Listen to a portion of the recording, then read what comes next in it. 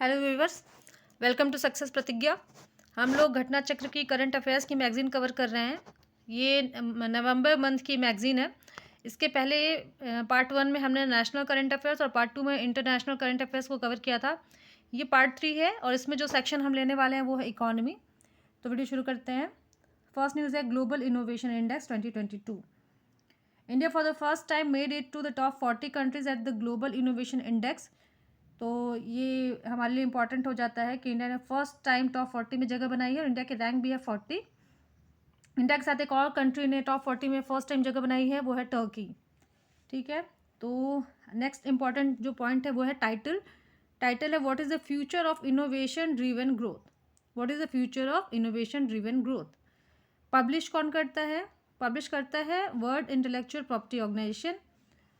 और स्विट्ज़रलैंड लगातार 12th year में इसने नंबर 1 कंट्री है, इसमें टॉप किया इसने। टॉप 3 जो कंट्रीज़ है, नंबर 1 पे Switzerland, number 2 United states, number 3 Sweden. और टोटल 132 कंट्रीज़ थी इसमें, तो जो बॉटम पे जो कंट्री है वो है गिनिया। और चाइना के लिए अच्छी न्यूज़ है। China now has the same amount of global top science and technology clusters as the United States.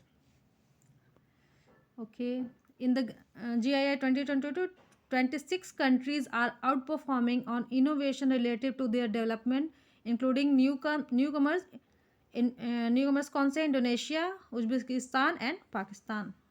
Okay, उसके बाद क्या है?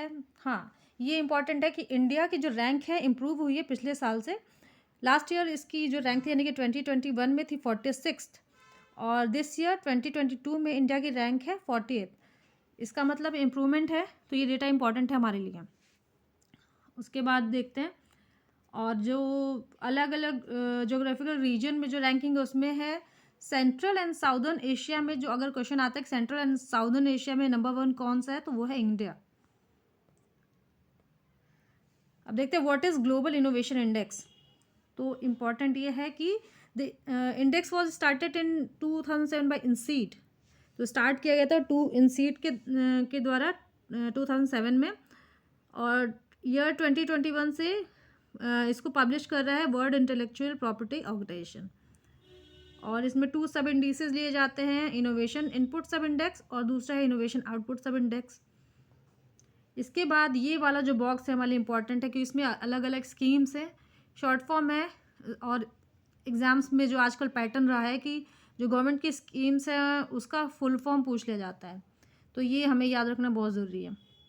तो पहला तो है science and technology, department of science and technology ने क्या लॉन्च किया? निधि प्रोग्राम। अब निधि का फुल फॉर्म क्या है? National initiative for developing and harnessing innovation, ये याद रखना है। और इस निधि प्रोग्राम के अंडर एक प्रोग्राम है प्रयास, इसका भी फुल फॉर्म देखते हैं, promoting and accelerating young and aspiring innovators and startups. तो क्या देखा हमने? निधि देखा, प्रयास देखा, और ये किस डिपार्टमेंट के अंडर में आता है ये भी रखना है, department of science and technology. तो इसमें हमने एक इनिशिएटिव ये था। सेकंड इनिशिएटिव है एक एम प्रोग्राम है, ये किसके ये आता है ये किस डिपार्टमेंट का इनिशिएटिव है? तो ये है नीति आयोग का। और एम का फुल फॉर्म क्या है? अटल इनोवेशन मिशन। ठीक है, उसके बाद है टाइड। टाइड का full form technology incubation and development of entrepreneurs. और ये मीटी के द्वारा 2008 में स्टार्ट किया गया था।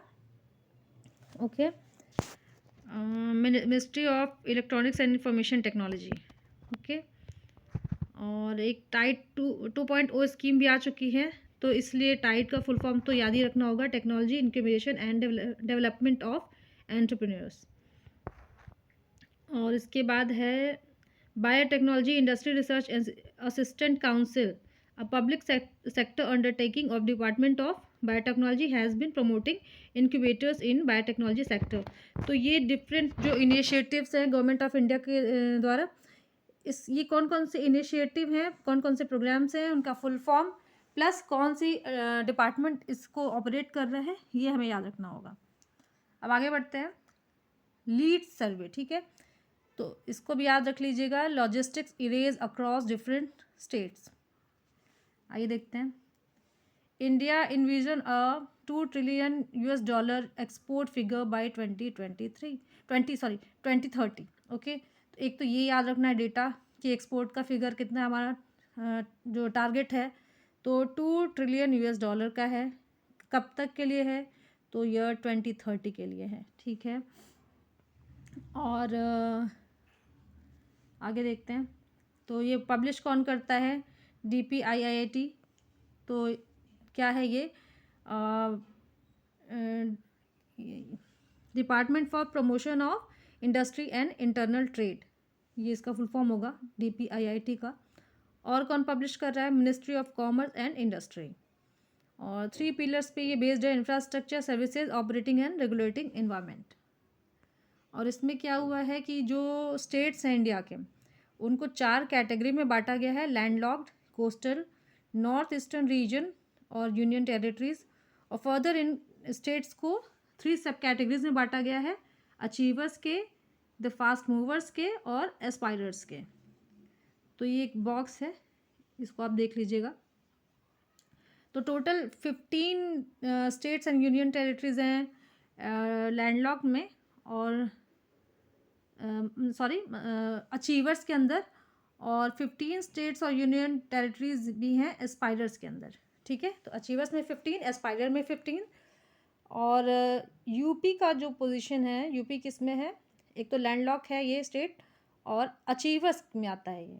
ठीक है, नॉर्थ ईस्टर्न रीजन कैटेगरी जो है उसमें अचीवर्स में जो है स्टेट वो है असम। और यूनियन टेरिटरीज में अचीवर्स कैटेगरी में कौन है? चंडीगढ़ और दिल्ली।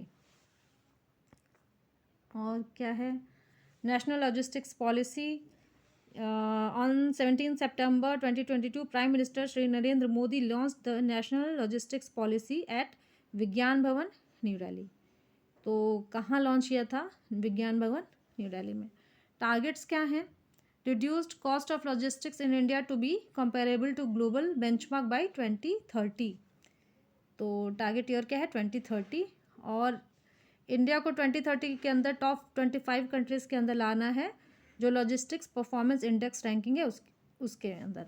ठीक है, नेक्स्ट है scheme for special assistance to states for capital investment for 22 to 23। Recently, central government has approved scheme for special assistance to states for capital investment for 2022 to 23। इसके की पॉइंट्स देखते हैं। क्या करेंगे इस स्कीम के अंदर?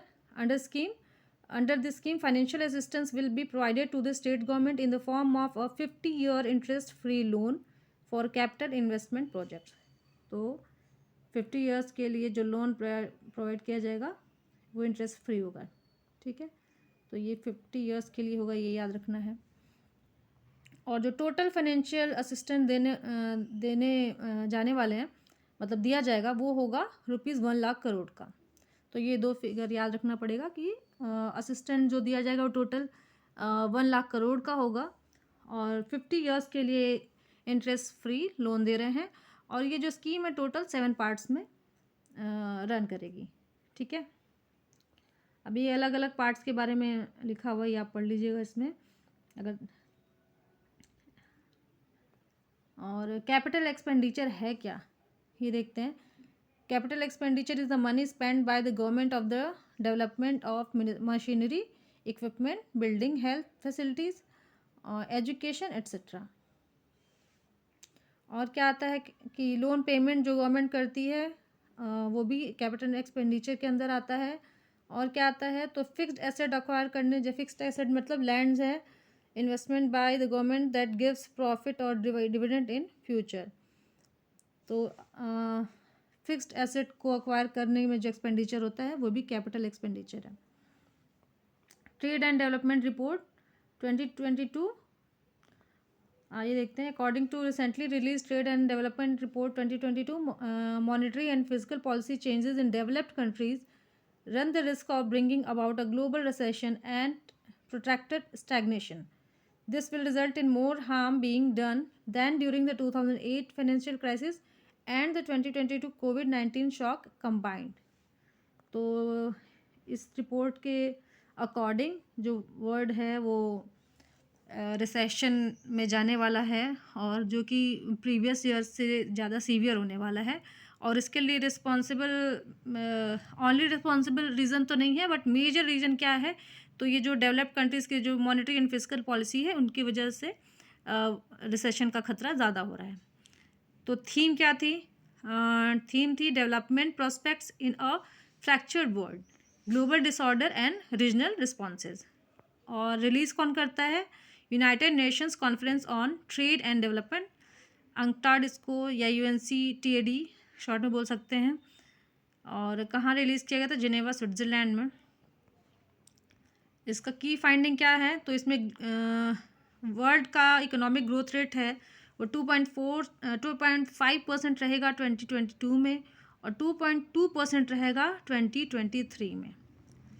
और the global slow down will affect all the economies, सबको अफेक्ट करेंगे, बट ऑब्वियसली ये जो डेवलपिंग कंट्रीज़ हैं या लो इनकम इकोनॉमीज़ हैं उनको ज़्यादा ये अफेक्ट करने वाली है। उसके रीज़न बहुत सारे हैं। तो एक तो फिज़िकल पॉलिसीज़ भी है, और क्लाइमेट शॉक्स हैं, और जो वॉर की कंडीशन है जो यूक्रेन वगैरह चल रहा है, ये सब इसके रीजन है। और डॉलर जो है वो स्ट्रॉन्गर होता जा रहा है, और बाकी कंट्रीज़ को उसको फाइट करने में प्रॉब्लम आ रही है। तो ये सब रीज़न है जो कमिंग जो रिसेशन का जो इनका प्रेडिक्शन है उसके लिए। हाइकिंग इंटरेस्ट रेट्स, तो ये है। आगे बढ़ते हैं। अब रिकमेंडेशंस क्या हैं? तो रिकमेंडेशंस वही हैं कि ऐसा कोर्स ऑफ एक्शन लिया जाए जिससे कि लो इनकम इकोनॉमीज़ को प्रॉब्लम ना हो, उनको असिस्टेंस दिया जाए।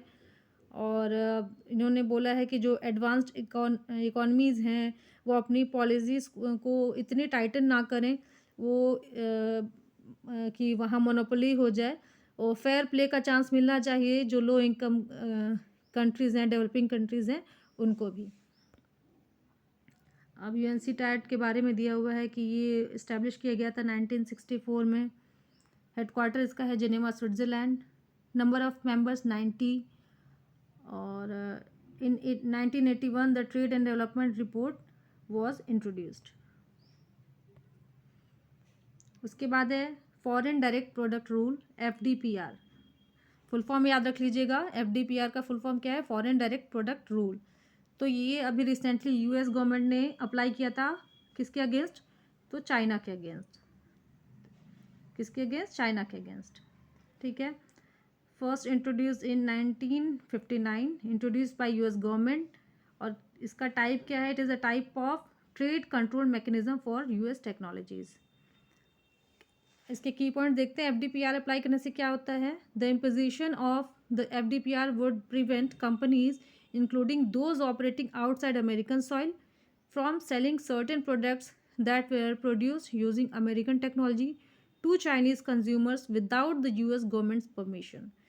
तो अब जो भी ऐसी कंपनीज़ हैं जो US टेक्नोलॉजी का यूज़ करके कोई प्रोडक्ट बनाती हैं वो चाइना को नहीं सेल कर पाएंगी विदाउट US गवर्नमेंट के परमिशन के। तो इससे होगा क्या कि चाइना को सेमीकंडक्टर चिप्स नहीं मिल पाएंगे जो उनके सुपर कंप्यूटर और आर्टिफिशियल इंटेलिजेंस सिस्टम या डिफेंस इंडस्ट्री के लिए रिक्वायर्ड होते हैं। तो अब वो करेगा क्या कि वो चाइना खुद ही अब ये डेवलप करने की कोशिश करेगा, फॉरेन इंपोर्ट से रिलाई ना करके वो खुद डेवलप करना चाहेगा, लेकिन इसको डेवलप करने में इसको 5 से 10 साल लग जाएंगे। ठीक है। और other recent use of FDPR, तो रिसेंटली US ने चाइना की कंपनी Huawei टेक्नोलॉजीज़ का उसके ऊपर 2022 में FDPR यूज़ किया था। और रशिया और बेलारूस के अगेंस्ट भी FDPR US ने यूज़ किया था। सॉरी, ओके, आगे बढ़ते हैं।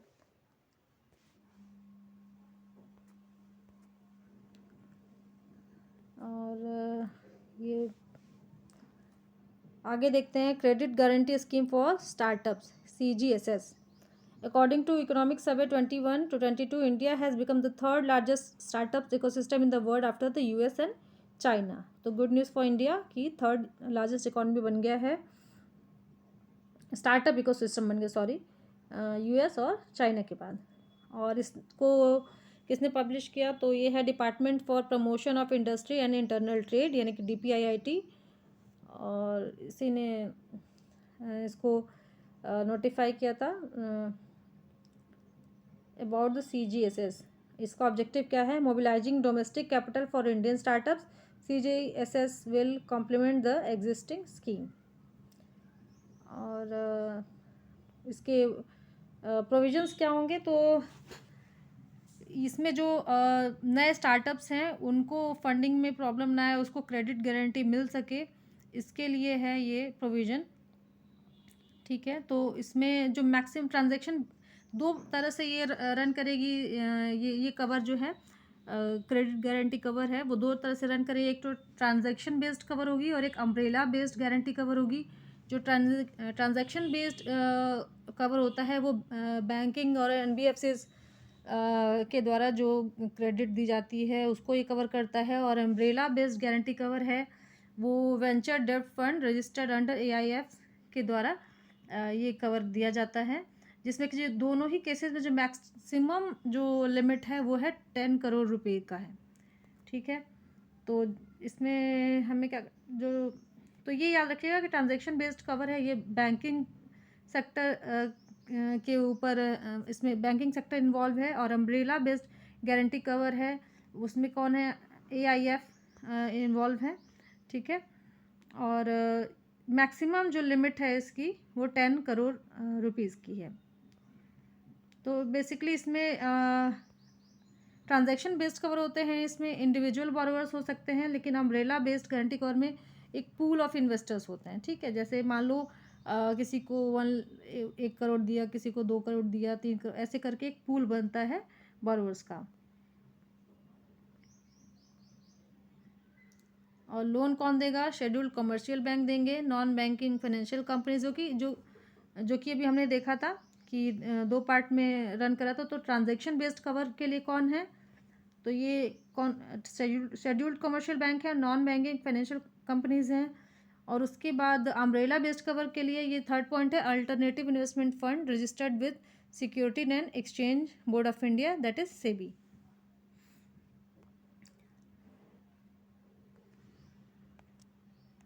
अदर प्रोविजंस क्या हैं? हाँ, और ये जो एक इसको CGSS जो स्कीम है इसको ऑपरेट या मॉनिटर कौन करेगा? तो national credit guarantee trust company limited. ठीक है, तो ये ऑपरेटिंग एजेंसी होगी, ये याद रखना है। और startup India action plan, prime minister Shri Narendra Modi launch startup India action plan on 16 January 2016। Okay, startups होते क्या हैं? तो up to a period of 10 years from the date of incorporation if it is incorporated as a private limited company. ठीक है, और turnover किसी भी time पे इनका 100 करोड़ रुपये से ज़्यादा नहीं होना चाहिए। अगर ज़्यादा हुआ तो ये स्टार्टअप्स की कैटेगरी में नहीं रहेंगे। अभी देखते हैं world economic outlook report. IMF latest World Economic Outlook report has sharply cut the forecast for growth, global growth। तो वर्ल्ड इकोनॉमिक आउटलुक रिपोर्ट किसने पब्लिश किया? IMF ने। और ये इस रिपोर्ट के अकॉर्डिंग 2022 में जो ग्रोथ रेट रहने वाली है वो 3.2 रहने वाली है। और 2023 में ग्रोथ रेट जो रहने वाली है वो 2.7 रहने वाली है, 2.7%। ओके, और ये है this is the weakest growth profile for the world since 2001। तो ये सिचुएशन बड़ी अलार्मिंग है कि जो ग्लोबल ग्रोथ रेट है वो डाउन हो रहा है पर ईयर। इस साल 3.2% है और नेक्स्ट ईयर ये होने वाला है 2023 में ही ये 2.7% रहने वाला है। 2022 में ये था 3.2%। तो टाइटल क्या था? Title of the report was countering the cost of living crisis. और ये हमने ग्लोबल सिनेरियो पहले ही देखा था कि 2021 में परसेंटेज कितना था? 6.0%। 2022 में ये बहुत ही डाउन हो चुका है 3.2%, और 2.7% रहेगा 2023 में। इंडिया के पर्सपेक्टिव में देखते हैं कि ये क्या है। ओके, पहले इन्फ्लेशन के बारे में रिपोर्ट्स क्या कहती है। तो global inflation is now expected to peak at 9.5% in late 2022.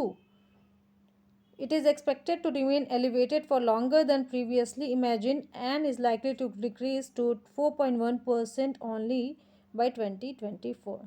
तो ठीक है, 2022 में इन्फ्लेशन का जो रेट था वो था 9.5%, और 2024 में जो ये रेट है वो 4.1 हो सकता है, 4.1%। और ये आया क्यों है, ये सिचुएशन क्यों आई है।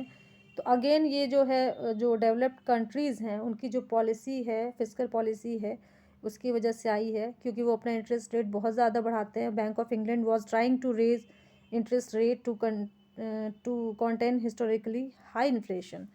तो इनकी जो पॉलिसी है वो इतनी टाइटन है कि इसके वजह से ये प्रॉब्लम्स अराइज होती हैं।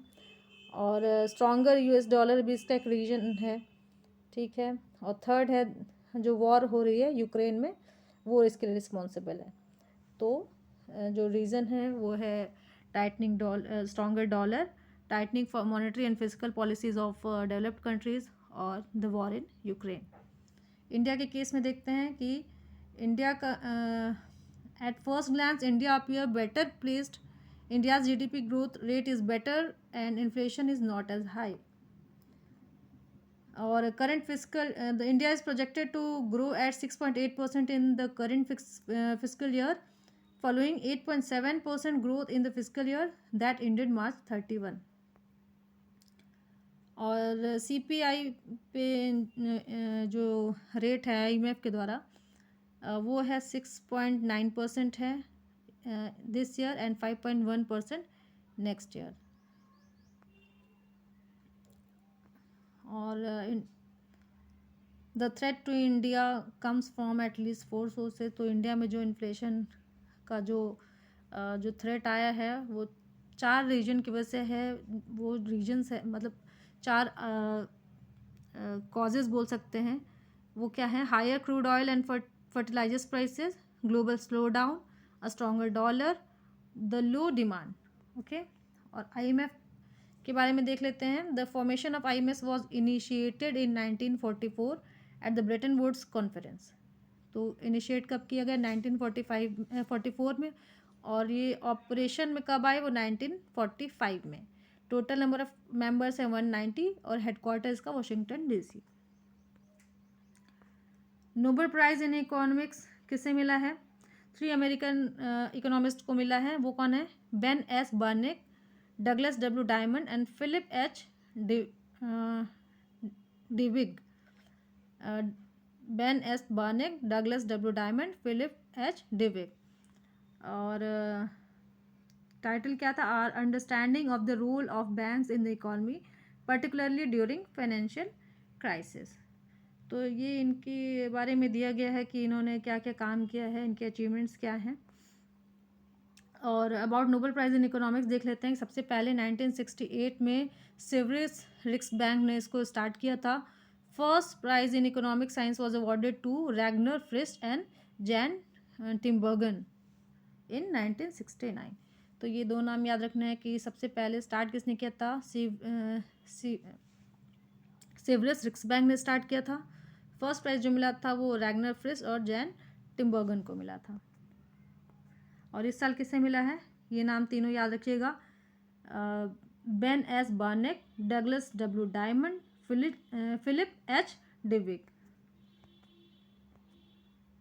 World bank report poverty and shared prosperity 2022। A total of 5.6 crore Indians slipped into poverty in the pandemic year of 2022. So, the World Bank said it is poverty and shared prosperity 2022 correcting course report. The pandemic increased the global extreme poverty rate to an estimated 9.3% in 2020, up from 8.4% in 2019. तो ये 5.6 करोड़ जो Indian हैं वो poverty line के नीचे हैं। Pandemic year जो Covid का जो टाइम था 2020 में, और जो पॉवर्टी रेट है वो क्या था ग्लोबल, वो था 9.3%। About the report, Poverty and Shared Prosperity is a biennial series that report on global trends in poverty and shared prosperity. आगे देखते हैं थीम क्या था। थीम था correcting course. Theme was correcting course. और जो टोटल नंबर में देखें तो अराउंड 70 मिलियन जो पीपल थे वो बिलो पॉवर्टी लाइन थे। और global poverty reduction has been slowing down since 2015, but the COVID pandemic and the war in Ukraine have completely reversed the outcome. तो ये दोनों कंडीशन थी, कोविड और यूक्रेन वार ने ये सिचुएशन को वर्सन किया है। और इन 2019 to 20, 10% of India's population was living under the updated poverty line, that is $2.15 as per World Bank report.